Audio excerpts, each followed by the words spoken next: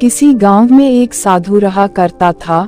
वह जब भी नाचता था तब बारिश होती थी, इसलिए गांव के लोगों को जब भी बारिश की जरूरत होती तब वो लोग उस साधु के पास जाते और उनसे अनुरोध करते कि वह नाचे, और जब वह नाचने लगते तो बारिश जरूर होती थी।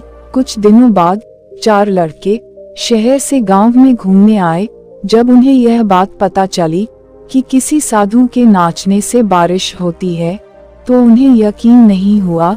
शहरी पढ़ाई लिखाई के घमंड में उन्होंने गांव वालों को चुनौती दे दी कि अगर हम भी नाचेंगे तो बारिश होगी, और अगर हमारे नाचने से बारिश नहीं हुई तो साधु के नाचने से भी बारिश नहीं होगी। अगले दिन सुबह सुबह गांव वाले उन 4 लड़कों को लेकर साधु के कुटिया के पास पहुंचे। गांव वालों ने साधु को सारी बात बताई। फिर उन लड़कों ने नाचना शुरू किया। पहले लड़के ने नाचना शुरू किया, आधा घंटा बीत गया।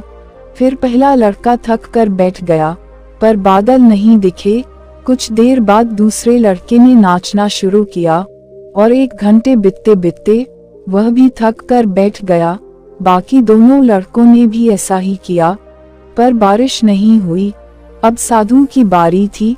साधु ने नाचना शुरू किया। 1 घंटा बीत गया, पर बारिश नहीं हुई। साधु फिर भी नहीं रुका, वह नाचता ही रहा। नाचते नाचते 2 घंटे बीत गए, पर बारिश नहीं हुई। 4 घंटे बीत गए, पर बारिश नहीं हुई। लेकिन साधु तो रुकने का नाम ही नहीं ले रहा था। धीरे धीरे शाम ढलने लगी कि तभी बादलों की गड़गड़ाहट सुनाई दी और थोड़ी देर बाद जोरों की बारिश होने लगी। यह देखकर 4 लड़के दंग रह गए और तुरंत साधु से क्षमा मांगी।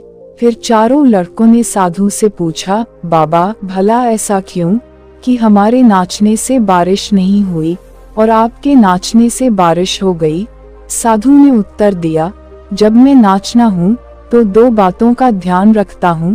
पहली बात तो मैं यह सोचता हूँ कि अगर मैं नाचूंगा तो बारिश को होना ही पड़ेगा, और दूसरी बात यह कि मैं तब तक नाचूंगा जब तक कि बारिश ना हो जाए। सफलता पाने वाले में भी यही गुण विद्यमान होता है।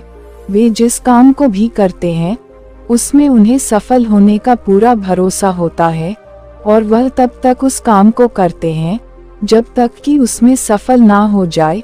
इसलिए अगर हमें सफलता हासिल करनी है तो इस साधु की तरह ही अपने लक्ष्य को प्राप्त करना होगा।